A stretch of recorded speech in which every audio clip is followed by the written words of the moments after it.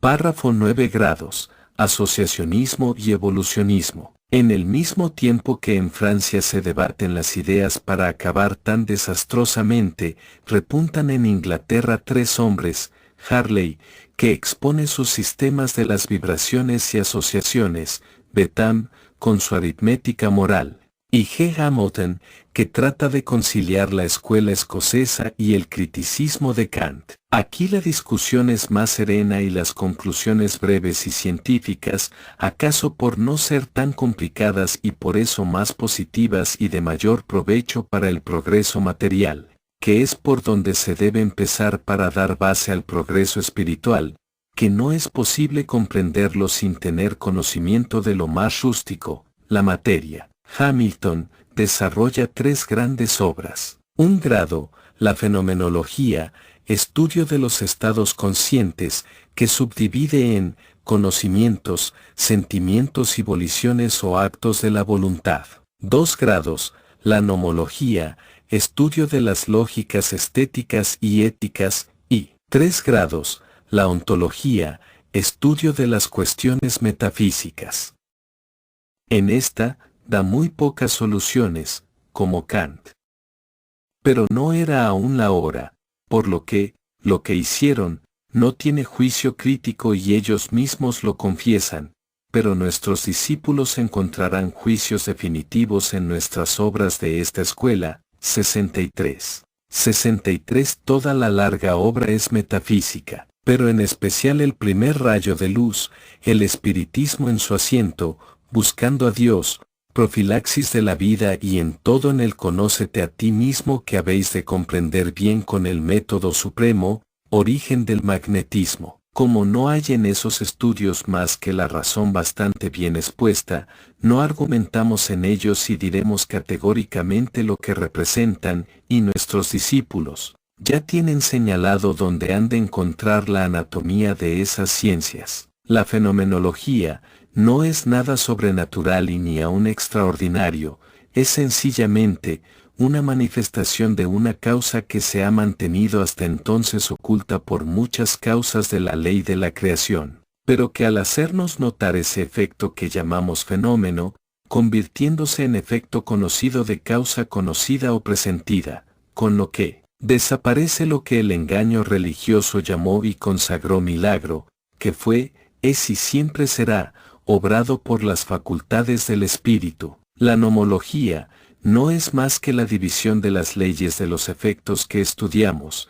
Nomo es tomado de una palabra egipcia, que significa división. La ontología comprende una parte de la intrincada metafísica hasta del ser hombre en primer caso en general y de sus propiedades trascendentales.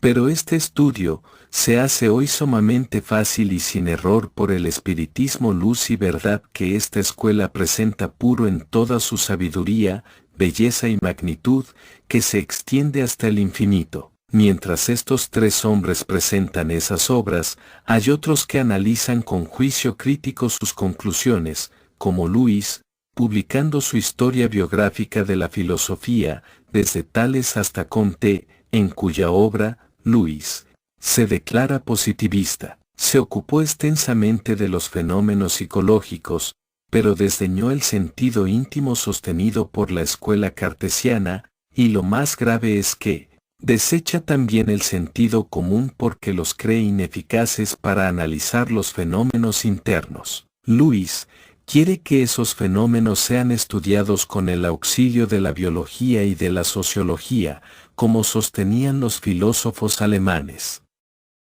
Pero ¿cómo podrá ser que si aplicamos la razón la desposeamos del sentido común, que es en este caso el criterio, por lo menos? Desde que Luis ha sentado ese juicio, cayó en el sueño, y su positivismo, para él mismo, fue nulo. A su turno un negro y esclavo que logra libertarse, Bailey, combate la añeja doctrina de las facultades del alma y corrige la obra de Luis y sus principios lo simplifica así. Un grado, afecciones, sensaciones y emociones, que es seguro los experimentó Bailey al libertarse. 2 grados, ideaciones, percepción, concepción, juicio, raciocinio. 3 grados, voliciones, corporales y espirituales. Bailey se ocupó de estos últimos fenómenos originalmente por su contundencia contra el determinismo, porque vio que envolvía la luz con negros crespones. Condensa Bailey,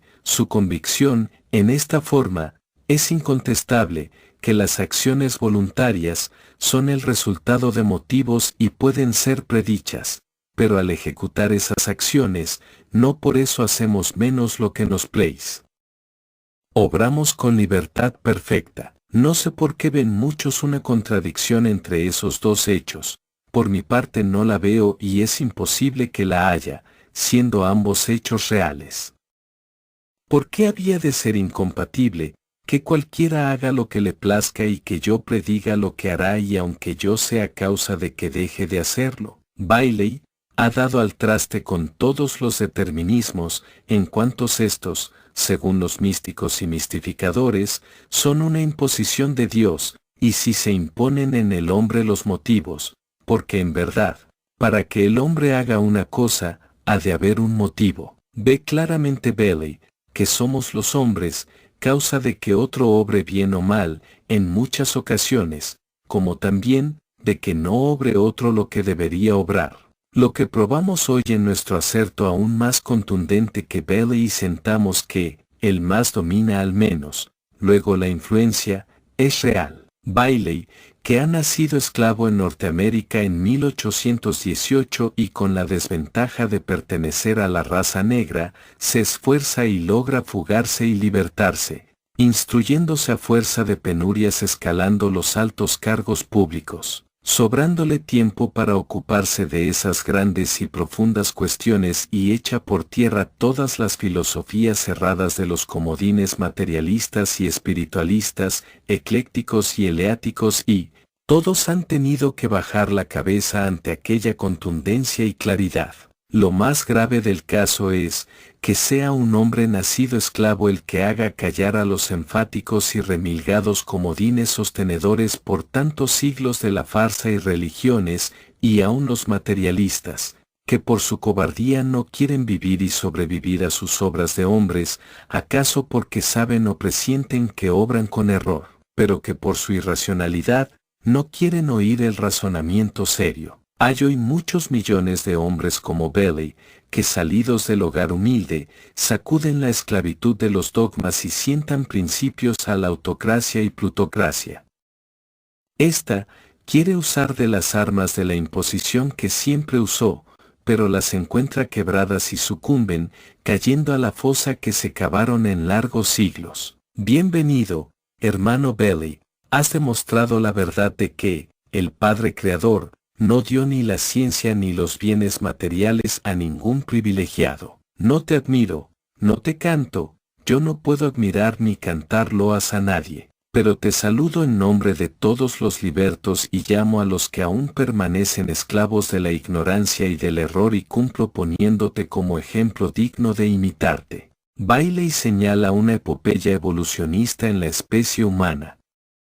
Ha puesto un potente freno a los ceñudos filósofos de su idioma, pero van a tomar otro camino más hipócrita que luego hemos de ver, queriendo interpretar el Evangelio, del que han hecho un gran comercio. Si el tal Evangelio es o no verdad o solo es un gatuperio. Pero ahora vamos a entendernos con otro hombre que estudia en las especies, mientras Bailey ha sentado sus principios de un principio único, que hoy sentamos, el espiritismo.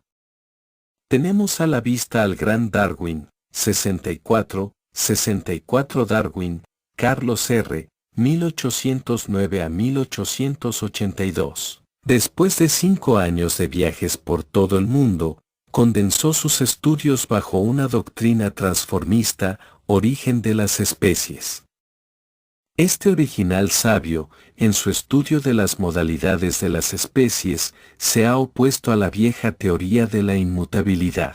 En su estudio, ha comprobado la transformación, por la demostración de todas las especies y de la lucha por la vida, que, con la herencia específica, toda especie persigue su parte natural y contribuye a la perfección universal de los seres, lo que es una gran verdad. Claro, Darwin cree ver analogía en el mono y en el hombre y se atreve a pensar si no es el mono el padre del hombre. Oh, es tan tremendo ese pensamiento, no afirmado por Darwin, y si por millones de hombres monos en su odio a otros absurdos religiosos, que querrían antes ser hijos del mono, que hechos de barro y plasmados, como si fueran una olla, y luego, por un soplo, andar, y por un gusto perder su inocencia y libertad, como nos ha dicho esa religión de los santos. En su lugar está estudiado y expuesta la aparición del hombre, y lo que son Adán y Eva, ya queda dicho atrás, en el primer rayo de luz, mucho he dicho, en el espiritismo en su asiento, mucho se declara y aclara, y en ellos tomar puntos, hasta que se os dé el conócete a ti mismo, donde se dice en toda su desnudez. Digamos algo sobre este gran hombre, que, por distinto camino se equipara a Bailey, pues este acalla a los fanáticos y eternos discutidores de las filosofías y Darwin, hace temblar los cimientos de una religión sin razón. Pero Darwin, ¿creen que el hombre proceda evolutivamente del mono? No, no lo cree. Es solo un pensamiento que surge ante el estudio de las modalidades de esa especie zoológica, comparadas con la del hombre, que si son improbables sus relaciones evolutivas, podrían ser mejores hipótesis que la forma plasmada que en la Biblia se estampa, no como un hecho, sino como índice que en su día se haría la aclaración, la cual se ha hecho. Darwin se ríe de su pensamiento y del de la relación pública, pero ve que su pensamiento es solo un error y que las notas bíblicas dogmatizadas son 1000 errores, y consiente en admitir un error, para matar 1000 errores. Lo que es el gran mérito del hombre, aunque por su causa, los que la siguieran, pondrían a la humanidad en el ridículo de tener por padres a los monos, que han ocasionado gravísimos males, por el terrible escepticismo que siembra en los hombres esos dos extremos peligrosos del nacimiento del hombre, el uno del modo más alto y divino, pero caprichoso, y el otro del modo más ruin y de risa, pero lo cierto es, que ninguno de los extremos probará que él sea la verdad. Que haya hombres monos de imitación, concedo, pero no hay monos hombres ni en la estructura ni en nada, para no entrar a discurrir por partes. No es el hombre el que imita al mono, sino el mono el que imita al hombre, lo que obliga a deducir lógicamente que el mono imitador es inferior al hombre imitado. Los monistas, que hacen reír, han buscado todos los subterfugios que les ha ofrecido su escaso entendimiento, pero abundancia de pasiones, para querer elevar al mono y rebajar al hombre, pero el mono se queda, y el hombre sigue ascendiendo por su inteligencia. Saludemos a Darwin en su valor de aceptar un grande error para matar 1000 errores, valor que debieron tener todos los hombres, reuniendo en uno solo todos los errores humanos, porque así, en un día y de un solo golpe, se mataría el error, con un solo esfuerzo muy grande, pero provechoso, considerar que, cuanto más fácil es acabar con un elefante que con un hormiguero o un enjambre de mosquitos. Ese es el ejemplo que habéis de tomar de Darwin y de Bailey, como de aquellos sabios de la escuela escénica, provocando a los sacerdotes con los hechos de la más alta magia, para explicar hoy científicamente que, nada hay milagroso ni sobrenatural. Recojamos en este punto las derivaciones del error darwiniano y de las filosofías de los anteriores ingleses que, en Spencer, adquieren fundamentos hipotéticos de evolucionismo, robusteciendo el materialismo científico entre los alemanes, que originó por la fuerza un gran progreso material en todos los órdenes de la producción, lo cual era el secreto de la ley dominadora que doblegó a los hombres al estudio de la naturaleza, que es por donde se debe empezar la escala ascendente para llegar por ella al conocimiento del Creador. Con la hipótesis de Darwin y el evolucionismo científico de Spencer, Ernesto Haeckel fundamenta su transformación apoyado en los estudios teosóficos sin duda, cuyo transformismo ha tenido la virtud de separar las filosofías de la religión, punto absolutamente necesario para libertar al espíritu de la pesada carga de su alma rudimentaria, espesa y pesada, lo que podemos comparar hoy a la luz de la razón que trajo la libertad del espíritu, asomando los albores de su reinado, como está evidenciado hoy en el espiritismo, que declara un solo principio y un solo fin. A ayudar a esta máxima revolución fundamentada en la evolución científica y con las grandes luces de los principios que descubría el naciente jesuitismo, Martín Lutero hace una nueva filosofía reformadora del sentimiento religioso, lo que equivale a desmentir el dogma cerrado del catolicismo y cristianismo, con lo que plantea: 1 grado, una nueva filosofía; 2 grados, se inicia el derecho de la razón, y 3 grados, se asienta el libre examen para todos los hombres, con mayores conocimientos de causa y sobre todo, con espíritu más luminoso. Giordano Bruno, defiende ardientemente la libertad absoluta del pensamiento para buscar la verdad, prescindiendo de todo dogma y religión. Viste Giordano hábito de fraile. ¿Puede decir la Iglesia Católica que fuera fraile? La hoguera quemó su cuerpo, pero su espíritu siguió hablando, y más tarde volvería a ser hombre, y sus decretos de confiscación y expulsión de las religiones harán tambalear el imperio del dogma y la farsa religiosa. 65 Aquel Giordano Bruno quemado, reencarnó, siendo Juan de Mendizábal, que la historia lo llama Don Juan y medio. De estos fundamentos, Francisco Bacon, de Londres, desconoce a los escolásticos y establece un dualismo al estudio de las cuestiones científicas y filosóficas, las que sólo debían fundarse en los hechos, y que la fe y la religión se encargaran de la cuestión de Dios y de la inmortalidad del alma, ya que no pueden ser resueltos por procedimientos inductivos de la inteligencia, todo lo cual es un error gravísimo, porque jamás puede separar la inteligencia, y por tanto el espíritu, de cualquier estudio experimental, el que queda vacío, cuando se prescinde del espíritu. Pero no podemos fijarnos en un error necesario para que otros lo vean y obren un nuevo punto de estudio, porque este es el secreto de la ley inflexible, hacer estudiar en los errores para salvar el error. Bacon dejó como puntos de estudio: primero, engaños procedentes de la naturaleza humana; segundo, engaños debidos a la constitución individual; tercer, engaños procedentes de defectos sistemáticos del estudio de la metafísica. 4 grados. Las inducciones se derivan de leyes llamadas de presencia, ausencia y variaciones. No podemos aceptar el empirismo de Bacon, que desconoce precisamente la razón de la experiencia. Tomás Hobbes, que encontraba cómodo el empirismo de Bacon, se nos presenta como precursor del materialismo, pero en su primer renglón se desmiente el mismo,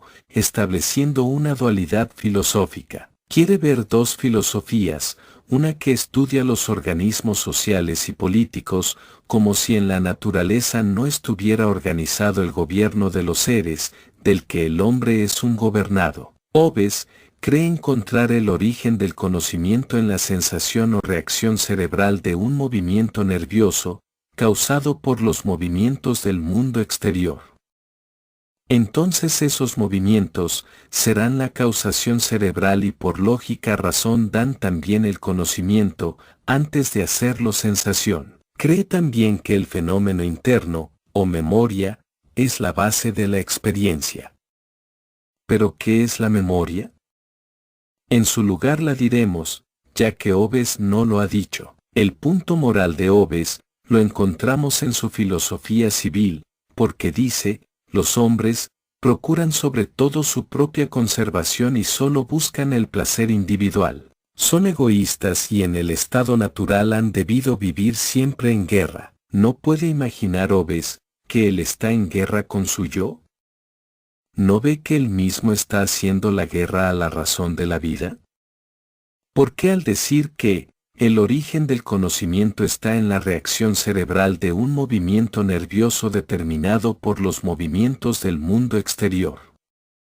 ¿No ha dicho la causa de ese movimiento? Hobbes tiene una virtud que nos la dice en Los peligros e inconvenientes del estado perpetuo de guerra, indujeron a los hombres a estipular una paz artificial que sólo podía asegurarse, organizando una fuerza superior a la de los más fuertes. De ahí el origen de la política de absorción de Inglaterra, que no hay duda fue seguida por estas filosofías sin espíritu de sentimiento, lo que hemos visto y comprobado en todos los actos de Inglaterra, señalándose, sobre todo, en la guerra llevada a los Boers del Transvaal. Es indudable que los ingleses, en esta clase de filosofía política, tuvieran su base en las obras de Nicolás Maquiavelo, el ilustre florentino.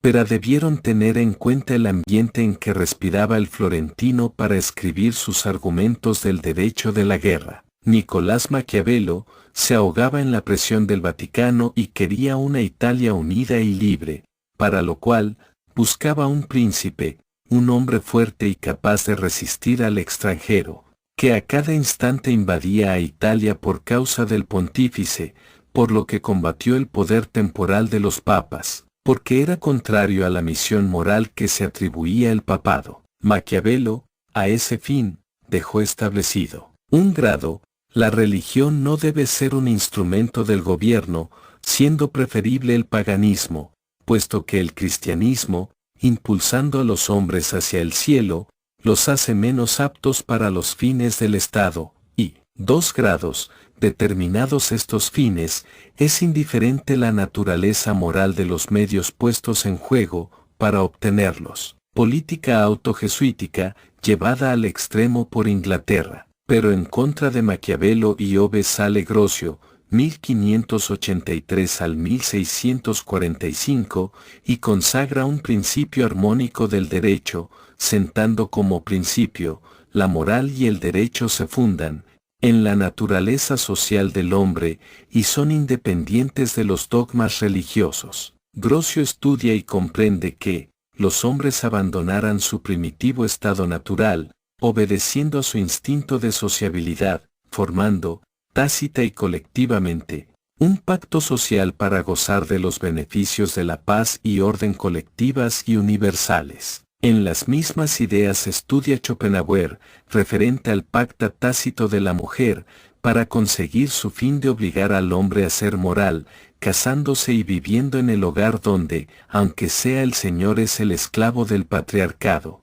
que es el alto fin de ese pacto tácito de la mujer, de no darle al hombre sus encantos ni su dominio, sin el previo compromiso del matrimonio, por cuyo pacto, persiguen a la mujer fácil, porque quebranta ese pacto, en perjuicio del sexo. Estos 2 puntos de Grocio y Schopenhauer serían luego el principio del derecho reconocido ya al obrero y la mujer, cuyo pueblo se ha impuesto por su abrumadora mayoría y porque ha cumplido su alto fin de progreso. No había de quedar Hobbes sin encontrar en su camino al racionalismo, y así, Cherbury, Cudworth y Chamberlain, entre muchos otros, sostuvieron que la moral y el derecho se fundan en la razón absoluta y universal, y que los principios morales y políticos son tan necesarios racionalmente como los axiomas matemáticos, como a esencia de su fuente originaria. Estos pensadores, racionalistas, por su alta y acertada moral, tendrán que ver con dolor que prevalece Hobbes en su política subyugante, porque encuadra en el querer de los supremáticos, pero ese triunfo es efímero, porque tiene fin, con el fin de la sociedad que lo sostuvo. Esos 2 principios contrarios sostenidos en Inglaterra no podían menos que traspasar sus fronteras, y los alemanes Pufendorf y Tomasio los estudian y tratan de coordinar a Grocio y Hobbes, reconociendo con Grocio un derecho natural, porque se funda en la razón y además es anterior a la sociedad, pero aceptan de Hobbes la existencia de un derecho positivo que tiene por objeto la seguridad colectiva y la paz social. Es decir, que reconocen el derecho de la fuerza. Parece que estos, Pufendorf y Tomasio, están conformes con Hobbes, denunciando a los pueblos el derecho de revolución y no es así, pues, Pufendorf y Tomasio, sientan claramente que los soberanos tienen el deber ineludible de respetar los derechos naturales de los súbditos, lo cual está contenido en la fórmula de la consagración de los reyes, en aquel solemne y sinón, non. Pero en contra de estos, Juan Jacobo Rousseau y Locke han derivado y sentado el derecho de revolución, del mismo pacto en que descansan las sociedades, por la necesidad de corregir las violaciones del derecho natural que cometen los poderes gobernantes, que es el Estado actual en que la sociedad se agita por causa de que prevaleció algún tiempo la política de Hobbes que encarnó en sus congéneres supremáticos. ¿La aceptó el pueblo? La hecatombe que en estos mismos momentos que escribo este examen se ha enseñoreado de Inglaterra, en esa sin igual huelga, en la que solo de los ferroviarios toman parte más de 1000.000 de hombres, confirma que la política de presión y la filosofía sin moral obliga a los hombres hoy a rebelarse, porque quieren tener el usufructo de sus derechos naturales, políticos y sociales y, a conquistarlos ya, cueste lo que costare. La Inglaterra oficial llegó a su fin, se preparó hace mucho su profunda sepultura, en una historia poco edificante en lo moral social, por su supremacía egoísta.